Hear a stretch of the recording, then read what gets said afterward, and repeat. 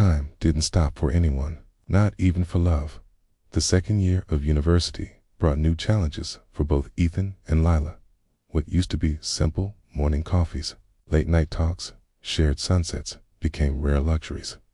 Between internships, projects, and growing responsibilities, their once effortless days started slipping away like sand through their fingers.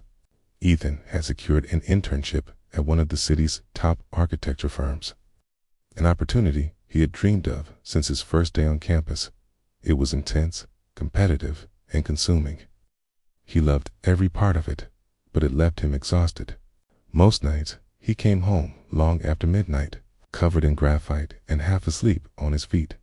Lila, meanwhile, had been accepted into a prestigious photography program, one that demanded travel, exhibits, and constant creativity. She started waking before sunrise to catch the best light, editing her work late into the night. They still loved each other deeply. That never changed. But love now required effort. Some days, when they finally managed to meet, it felt like trying to breathe again after being underwater too long. They would sit together in their café, holding hands across the table, catching up on lost time. "You look tired," Lila said one evening, tracing a finger over his wrist.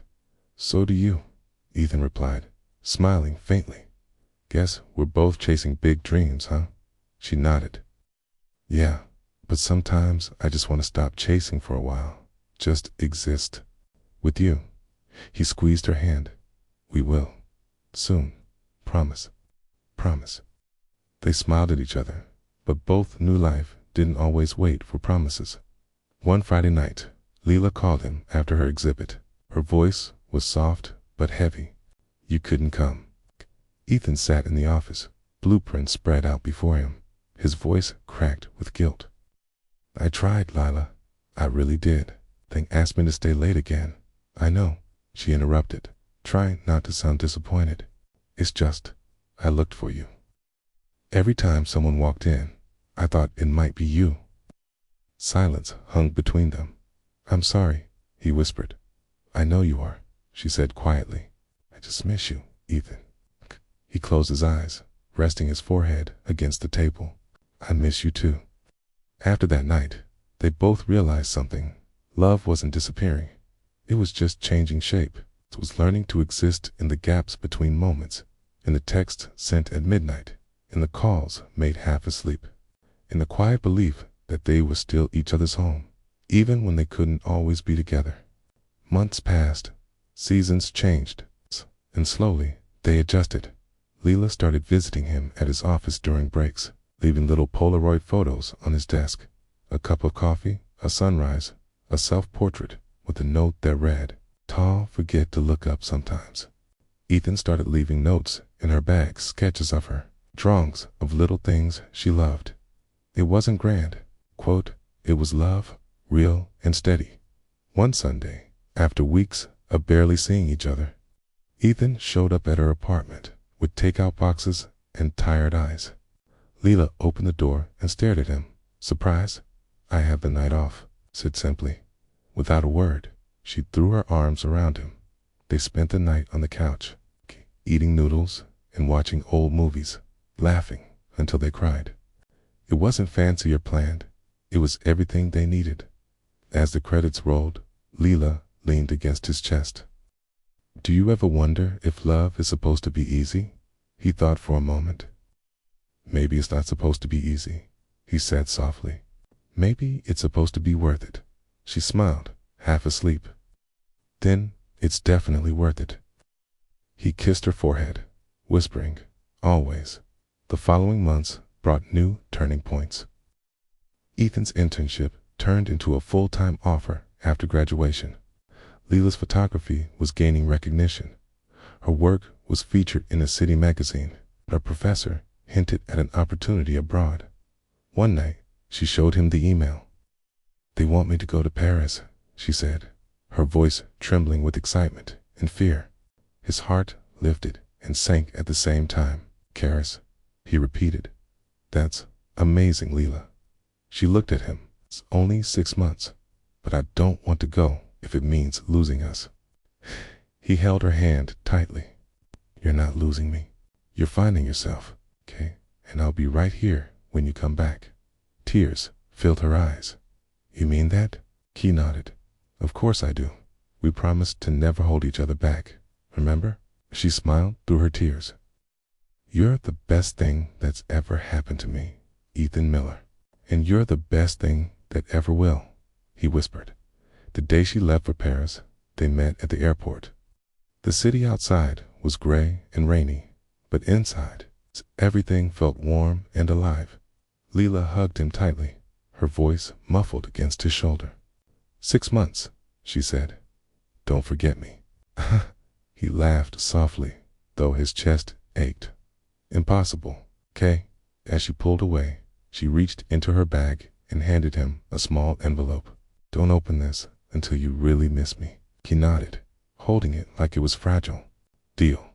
She kissed him once, slow and full of everything words couldn't say, and then she was gone, when she disappeared past security.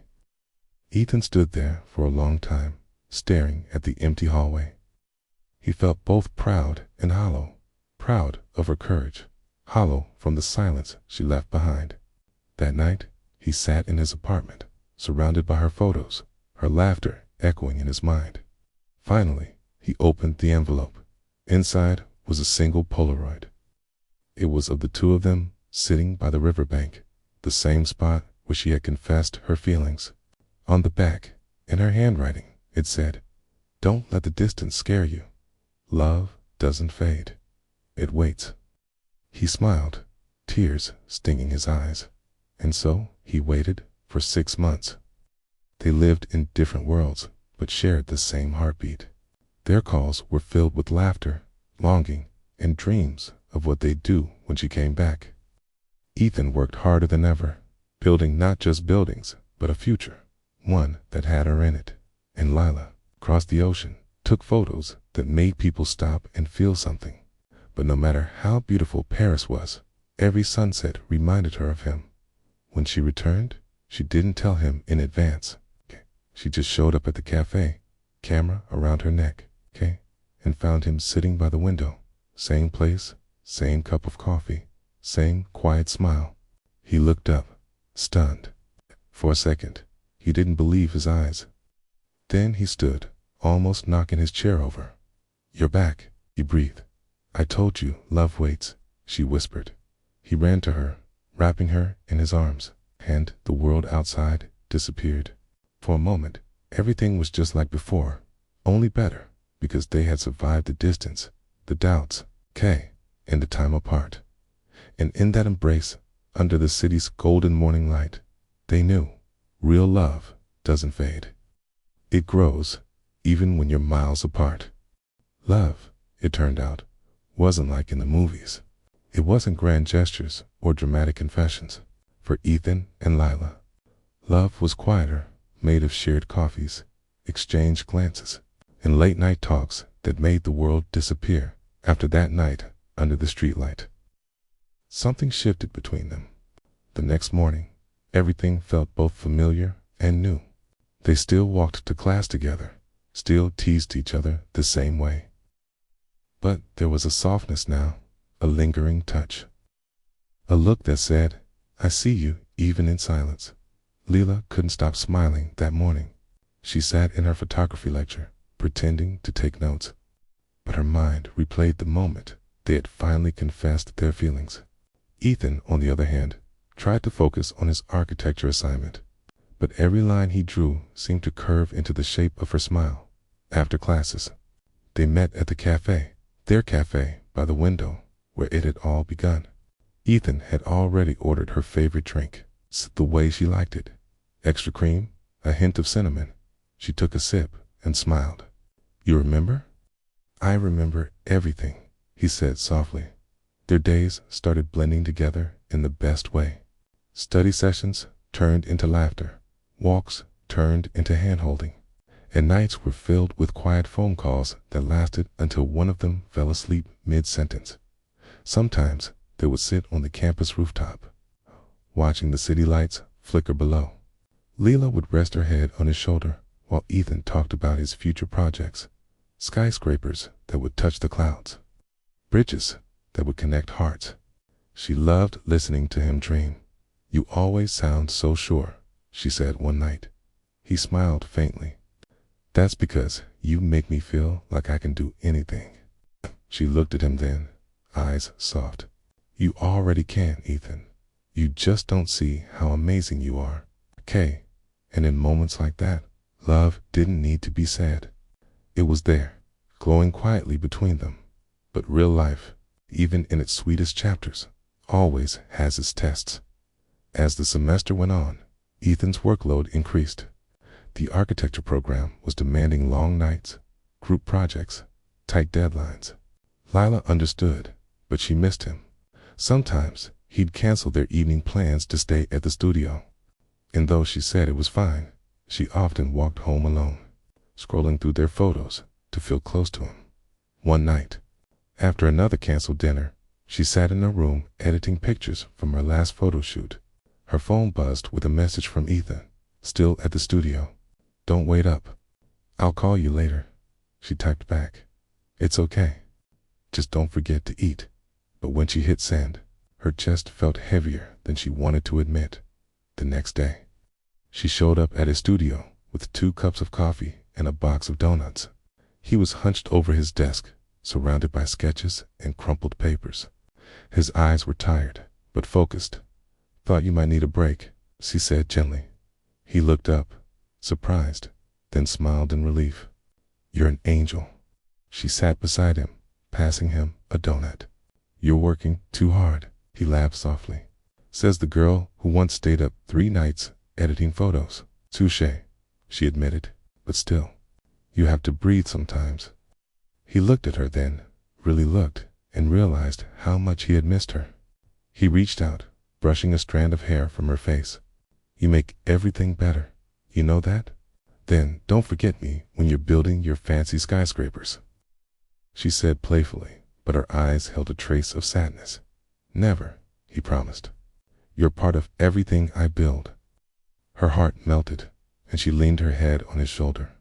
They stayed like that, surrounded by paper and dreams, while the city hummed quietly outside.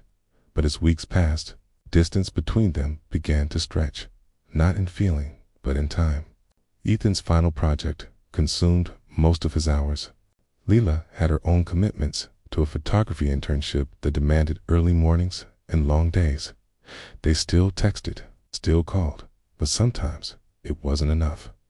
There were days when they barely saw each other, and though neither said it aloud, both felt the ache. One evening, after a long day, Lila sat at her favorite café, waiting for him. The clock ticked past the hour they'd planned to meet. Her coffee grew cold. She checked her phone. No message. She sighed, disappointed but not angry. Just as she was about to leave, Ethan rushed in, breathless. "I'm so sorry, Lila. The model broke. I had to fix it before tomorrow's review." She smiled weakly. "It's okay. I figured something came up. Should have called," he said, guilt in his voice. "Yeah, you should have," she replied softly. There was silence, the first uncomfortable one between them. Then Ethan reached across the table and took her hand. "I don't want you to think I'm forgetting us." Her eyes softened. "I know you're not. I just miss you," exhaled, squeezing her hand. "I miss you too. I promise, when this project's over, I'll make it up to you." She smiled again, trying to believe him. "You'd better." And when he smiled back, she knew he meant it. A week later, he kept his promise. The project was done, and he surprised her with a quiet evening at the riverbank, their place. He brought her favorite pastries, her favorite coffee, and a small photo frame. Inside was a sketch, a building design inspired by her. "It's called Lumen," he said. "It means light, because that's what you are to me." Tears filled her eyes as she looked at him. "You remembered everything." "Of course I did," he whispered. They sat together, watching the sunset paint the sky in shades of gold and pink. She leaned against him, and he wrapped an arm around her, pulling her close.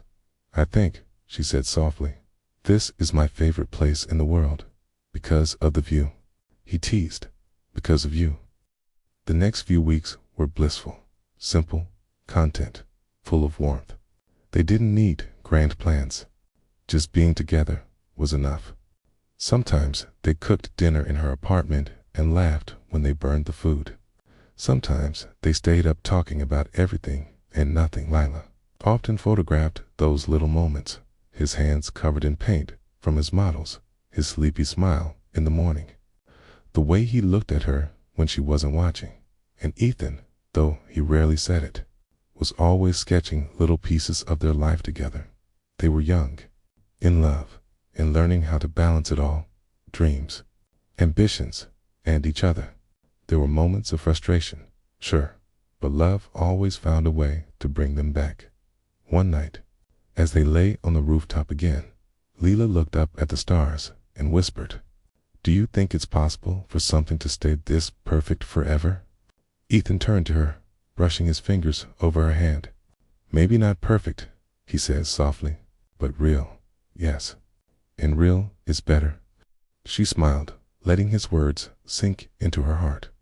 Because maybe love wasn't about keeping things perfect. Maybe it was about finding someone who stayed, even when things weren't.